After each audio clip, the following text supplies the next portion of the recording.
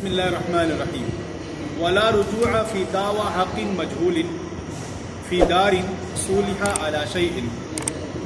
فرما رہی ہیں کہ یہ جو آپ کو پتہ ہے وقایہ کی عبارت تھوڑی سی مغلق ہوتی ہے نا، اس کا ترجمہ کرنے کے لیے پھر یہ شرح الوقایہ کی مدد لینی پڑتی ہے. تو اس کو آپ یوں دیکھیں کہ دار سے ترجمہ کریں کہ ایک دار تھا اور اس میں فی دار، ٹھیک ہے نا، اس میں کیا کر لیا گیا؟ حق مجہول کا دعویٰ، حق مجہول فی دعویٰ ہے نا، فی دعویٰ حق مجہول ہے. جیسے یہ ایک گھر تھا نا، زید نے کتنے کا لیا؟ 10 لاکھ کا، ٹھیک ہے نا. تو یہ گھر تھا بالفرض، تو حق مجہول میں اس نے کیا کر لیا؟ دعویٰ کر لیا.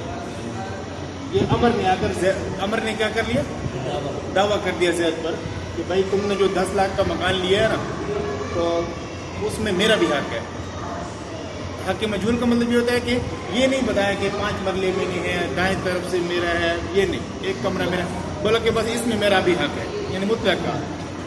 اب زید اس کو کہتا ہے یار اب یہ چھوڑو مسئلے، کتنا مرلے تمہارا ہے کتنا نہیں ہے، بس یہ لو 5 لاکھ روپے اور جاؤ. اس کو سیٹ پہ کرتا ہے، اس کو کہتے ہیں صلح، ٹھیک ہے نا. تو عمر نے اس کے ساتھ صلح کر لی 5 لاکھ پر. سمجھ آ گئی نا. تو یہ ہے کہ گھر ہے کہ جس پر صلح کی گئی علی شیء، شیء سے مراد 5 لاکھ ہے، ٹھیک ہے نا، اور حق مجہول کا دعویٰ تھا. تو اب کیا ہوا؟ وَاسْتُحِقَّ بَعْضُهَا، اس گھر کا جو اب یہ گھر رہے گا کس کے پاس؟ زید کے پاس. شاباش، زید نے 5 لاکھ دے دیے اس کو اور اس کو کہا تم جاؤ. اب یہ گھر اس کے پاس ہے. اب ایک اور مستحق نکلا ہے، ایک اور نہیں، ہاں شاباش، ویری گڈ، مدعی ثانی. شاباش، مدعی ثانی آ گیا اور اس کا نام رکھ دیتے ہیں بکر، ٹھیک ہے. بکر نے آ کر کہا کہ بھائی وہ جو تم نے گھر لیا ہے نا، اس میں تو کیا مانا 10 مرلے کا گھر ہے، 5 مرلے میرے، 5 مرلے میرے، ٹھیک ہے نا. یہ کیا کہہ لیتا ہے؟ 5 مرلے. یہ مطلب گھر 10 مرلے، ٹھیک ہے. اب یہ مستحق نکل آیا. اب یہ کیا کرتا ہے؟ اب جب یہ مستحق ہے، اس نے ثابت بھی کر دیا بینہ وغیرہ سے کہ میں مستحق ہوں. اب زید کیا کرے گا؟ اس کو کتنے پیسے دے گا؟ 5 لاکھ دے گا اس کو، کیونکہ اس کا حق نکلا ہے. یا تو آدھا گھر اس کو دے گا یا 5 لاکھ روپیہ دے گا. بالفرض ہم کہہ رہے تھے کہ وہ 5 لاکھ روپیہ اس کو دے دیتے ہیں، 5 لاکھ کہ تم بھی جاؤ ہے. اب اس کو 5 لاکھ اس نے دے دیا. اب سوال پیدا ہوتا ہے کہ یہ جو زید ہے نا، کیا یہ اس 5 لاکھ کے آدھے کا رجوع کرے گا مدعی پر یا نہیں کرے گا؟ کیونکہ دیکھیں نا، اس نے آ کر جو دعویٰ کیا کہ بھائی 5 مرلے میرے تھے، سمجھے کہ گھر میں سے آدھا میرا تھا، ٹھیک ہے نا. تو اب وہ گھر سارا اس کا نہیں تھا کہ سارے پیسے یہ دے، بلکہ اس پر بھی پیسے آ رہے تھے. کیا خیال ہے؟ جیسے ہاں قرضہ لیا ہو نا، اس نے قرضہ لیا ہو اور اس کے بھائی نے مل کر دونوں نے استعمال کیا ہے، ٹھیک ہے نا. دونوں نے مل کر استعمال کر لیا، ٹھیک ہے، یعنی دونوں کے نام لکھے ہوئے تھے قرض لینے والے میں. اب جب مانگنے والا آئے گا تو دونوں سے لے گا. مطلب یہ بھی مانگنے والا آ گیا نا، تو اس کو جو 5 لاکھ لینی ہے گویا کہ ان دونوں سے لینی ہے، کیونکہ مدعی اول نے بھی یہی کہا تھا نا کہ بھائی اس گھر میں میرا حصہ ہے. تو جب 5 مرلے پر یہ قابض ہے اس کے والے 5 مرلے پر، تو گویا کہ یہ بھی قابض ہے. اب یہ بھی پیسے دینے چاہیے نا، لیکن نہیں دے گا. لا رجوع سمجھ میں آ رہے ہیں؟ یہ کہنا میں حاشر، مطلب کہ اس نے جو زید نے 5 لاکھ اس کو دے دیا نا، صحیح والے مدعی کو، جس نے دعویٰ صحیح کیا، حق مجہول نہیں تھا اس کا، اس کو جو 5 لاکھ دے دیے، اب یہ جو ہے نا اس سے رجوع نہیں کرے گا. لا رجوع کا یہی مطلب ہے. سمجھ آئی؟ کیوں؟ وجہ یہ کہ اس نے حق مجہول پر صلح کی ہے، اس کی غلطی ہے. ہاں، زید کی غلطی ہے. یہ پہلے کلیئر کرتا، واضح کرتا کہ بھائی کتنے مرلے آپ کے تھے، آدھا گھر آپ کا تھا، چوتھائی آپ کا تھا، پھر تو چلو اس کو بھی دینے پڑتے بیچ میں، ٹھیک ہے نا. وہ آگے مسئلہ آ رہا ہے. اب اس حق مجہول سے صلح کرنی ہے. اب اس میں 2 باتیں پتہ چلی. ایک مسئلہ تو یہ پتہ چلا کہ رجوع کا حق نہیں، جیسے اب سمجھیے. دوسرا مسئلہ یہ پتہ چلا کہ حق مجہول سے صلح بھی ٹھیک ہے. حق مجہول سے یعنی صلح جب کی جاتی ہے نا، کسی مطلب کامران نے کہا کہ آپ نے میرے مطلب 5 مرلے دینے ہیں یا موٹر سائیکل دینی ہے، ٹھیک ہے نا، تو اس سے تو صلح یہ ہے حق کی معلوم کہ موٹر سائیکل بول رہا ہے یا 5 مرلے. ایک ہے کہ یار آپ نے میرا کچھ دینا ہے، آپ نے میرا کچھ دینا ہے، یا آپ کے پاس میری کوئی جائیداد پھنسی ہوئی ہے. اب کیا پتہ کہاں پھنسی ہوئی ہے، پاکستان کے کون سے کونے میں. یہ ہے حق مجہول. سمجھ آئے؟ اب حق مجہول سے بھی صلح کرنا ٹھیک ہے. بات سمجھ میں آ رہی؟ اس سے دوسرا مسئلہ یہ پتہ چلا. اب اس کو دیکھیں ادعا حقا. اچھا یہ صورت مسئلہ انہوں نے یہاں سے اسٹارٹ کی, یہ نہیں یہاں سمجھ آ رہے ہیں شرف, یعنی کہ کس نے حق کا دعویٰ کیا, شاباش, اور حق کیسا تھا, مجہول تھا, فی دارین گھر میں, ٹھیک ہے نا, فصولھا علی شیء, تو اس سے صلح کر لی گئی اس چیز پر, یعنی 5 لاکھ پر, یعنی من زید, یعنی کہ زید کی طرف سے, ہے نا. پھر ایک اور مستحق, ثم مستحق بعض الداری, گھر کا کچھ حصہ مستحق نکلا ہے, مستحق نکلا ہے, ٹھیک ہے نا, یعنی کہ حقدار کوئی آ گیا, اب وہ ہم نے نکال لیا آدھا, سمجھ آ رہی ہے نا, وہ آدھا نکال لیا, یعنی 5 لاکھ. فل مدعا علیہ, یہ جو مدعی نکلا, مدعا علیہ کون ہے دونوں صورتوں میں, دونوں مدعی مدعا وہ زید, تو مدعا علیہ لا یرجو علی المدعی, یہ یعنی علی المدعی الاولی, اس کے نیچے اول لکھ دے, علی المدعی الاولی, ٹھیک ہے نا, یہ اسی لیے میں نے یہاں پر لکھا تھا. تو یہ جو مدعا علیہ ہے نا, یہ مدعی اول کے اوپر کسی چیز کا رجوع نہیں کرے گا, بشیء, کسی چیز کا, لأن للمدعی, کیونکہ اگر وہ رجوع کرے نا, اس سے بولے اگر, تو وہ کہے گا کہ دعوایا فی غیر مستحق کا, کہ میرا دعویٰ تو اس چیز میں تھا جس کا استحقاق نکلا ہی نہیں ہے, جس کا استحقاق نکلا ہی نہیں ہے. اب اس کو سمجھیں, توجہ ہے, مطلب یہ گھر ہے نا, گھر, اس کے ہم 2 حصے بنا لیتے ہیں, آدھا آدھا, ٹھیک ہے نا. اب اس گھر کو لے کر چلا گیا بکر, مطلب لے کر چلا گیا کہ معنی یہ ہے کہ اس نے اس کو پیسے دے دیے نا, ایک صورت یہ, دوسرا یہ کہ یہ اس کو لے لینا ہے, 2 صورتیں تھیں نا. اب آدھا گھر بچ گیا نا, کیا بچ گیا, آدھا. اب یہ جو مدعی اول تھا, اس نے حق مجہول کا دعویٰ کیا تھا. اب یہ اگر اس سے پیسے لینے جاتا ہے کہ بھئی میں نے ایک اور مسئلے کو 5 لاکھ دیے, اب تم اس میں سے بھی دو, 2.5 لاکھ تم دو, یہ بولے گا یار میں اس لیے نہیں دیتا کہ میرا جو حق تھا نا وہ تو اس حصے میں ہے جس میں ابھی تک تم رہ رہے ہو, وہ اس حصے میں ہے جس میں ابھی تک تم رہ رہے ہو, تو پھر وہ بچ گیا, کیونکہ وہ پہلے سے مجبور کر کے اس نے اپنی جان چھڑا لی. اگر دیکھیں اس کا حق جس کے اس نے پیسے لیے ہیں, پیسے یہ بھی لے چکے ہیں نا, صلح کر چکے ہیں, ٹھیک ہے. اب اگر اس نے اس کے پیسے لیے ہوتے جو بکر لے کر چلا گیا, تو اب تو یہ مطلب کہ دیتا اس میں سے پیسے واپس, لیکن یہ کہتا ہے نہیں یار میرا جو حق تھا وہ اس حصے میں تھا, اور اس کا تو کوئی مستحق نہیں نکلا نا, اس میں تم رہ رہے ہو, زید کو بولتا ہے, اس لیے میں اس کے پیسے نہیں دوں گا, ٹھیک ہے.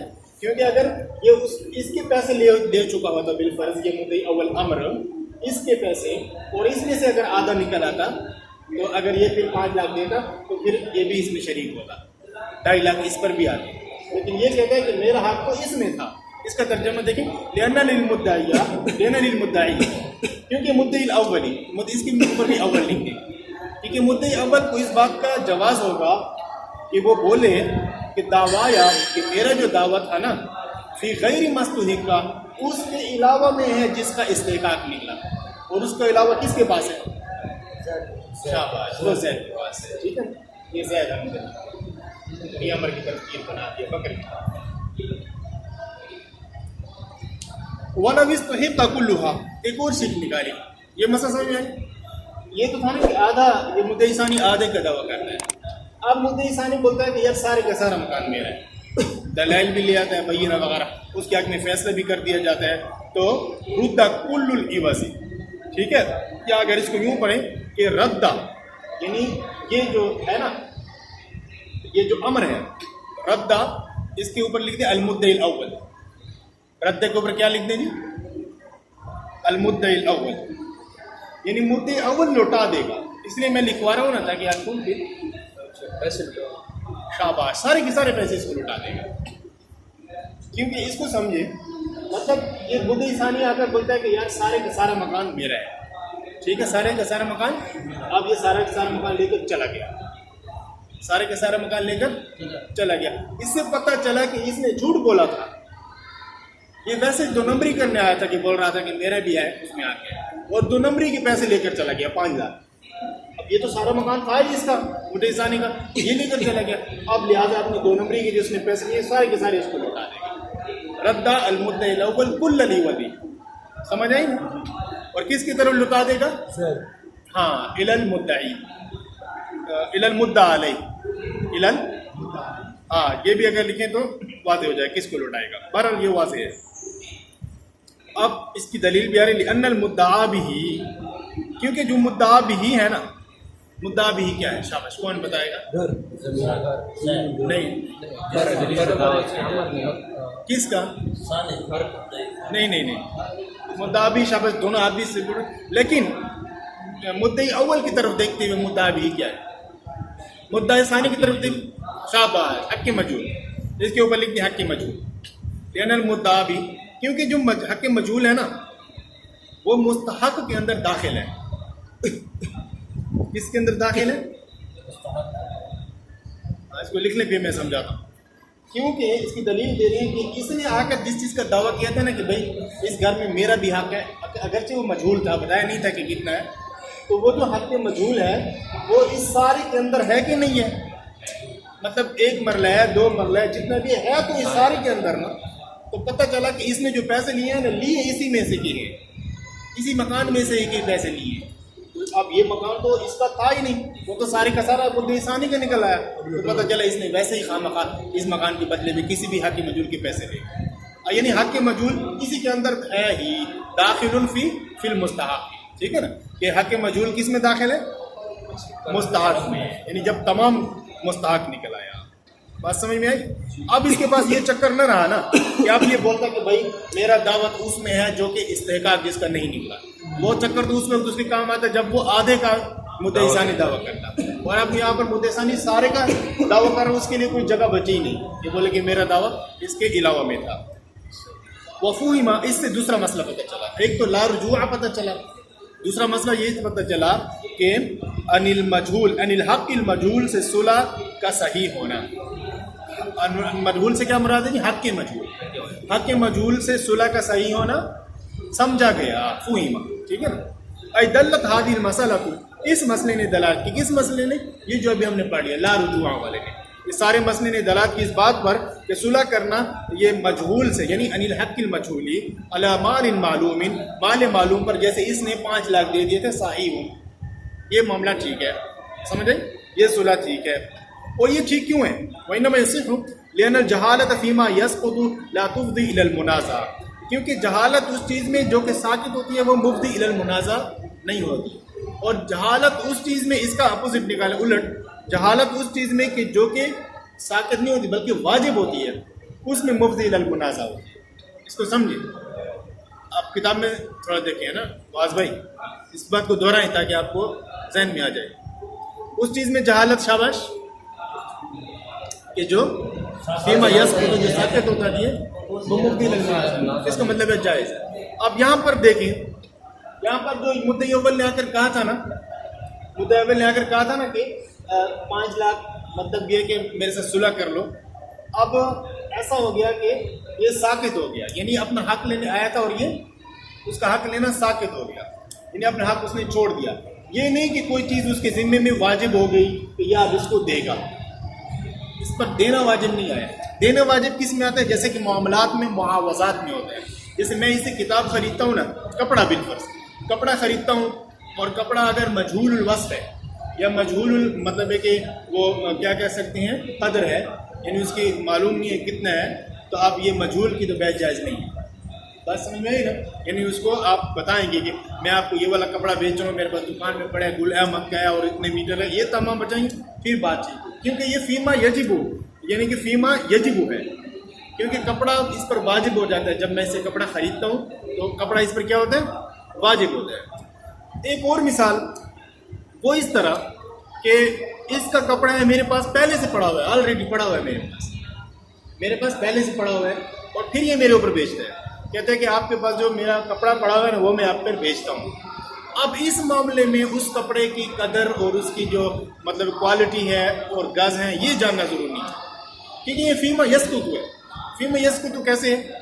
فیما یسکت ایسے جو ساقط ہونے والے ہیں وہ ایسے ہیں کہ دیکھیں، اب کپڑا تو پہلے سے میرے پاس پڑا ہے، اب یہ کہتا ہے کہ جو آپ کے پاس کپڑا پڑا ہے میں آپ کو بیچ رہا ہوں، میں صرف اس کو پیسے دوں گا، کیا کپڑا اس پر واجب ہوگا؟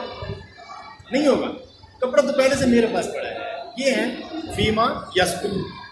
اب یہ ہو گیا کہ یہ میرے اوپر ساقط ہو گیا کہ میں اس کو کپڑا واپس کروں. اس کا کپڑا پہلے میرے پاس پڑا تھا، اب میں نے خرید لیا. ٹھیک ہے نا. فیما یجب یہ ہے کہ کپڑا اس کے پاس پڑا ہے. اب جب میں اسے خریدتا ہوں تو اس پر یجب ہو جاتا ہے کہ وہ کپڑا مجھے دے. یہ مسئلہ سمجھ گیا. مرضی نہیں ہے کہ بیچے نہ بیچے. دیکھیں بیچے وہ مرضی کر رہے ہیں نا اپنی حصہ میں کہ بیچو, یہ تو خارجی سوال ہو گیا. مطلب اس کی مرضی تو اس میں ہے کہ میں بیچوں. جب اس کی مرضی ہے تو تب یہ فیما یجب فیما یسقط آ رہا ہے نا. تو اس کی یہ مثال میں نے کپڑے والے دیا ہے نا, اس کو آپ تکرار میں لانا وہ سمجھ میں آئے گا. ایسے میں بھی لکھی, ٹھیک ہے نا. تو جہالہ اس چیز میں کہ جو کہ ساکت ہو جاتی ہے اس میں مفضل المنازع ہے. یہاں پر بھی فیما یسقط ہوا ہے. فیما یسقط کیسے؟ کیونکہ جو مدعی اول آیا اس نے کہا کہ میرا اس گھر میں حصہ ہے اور اس میں میں صلح کرتا ہوں, مطلب 5 لاکھ دے. اب یہ فیما یسقط ویسے کہ آلریڈی گھر اس کے پاس ہے, گھر پہلے سے ہی اس کے پاس ہے. جیسے کہ اس مثال میں کپڑا پہلے سے ہی میرے پاس تھا اور اس میں خود اس کی جہالت جو تھی وہ قابل برداشت تھی, یعنی مفضل المنازع نہیں ہے. کیونکہ کپڑا پہلے سے میرے پاس ہے, مجھے پتہ ہے, مجھے پسند ہے, وہ جھگڑا نہیں ہوگا. ہاں اگر کپڑا اس کے پاس ہے پھر یہ مجہول کر کے بیچتا ہے, اس میں جہال منازع ہو سکتا ہے کہ میرے پاس جب آئے گا میں کہوں یار یہ کیسے کپڑا ہے.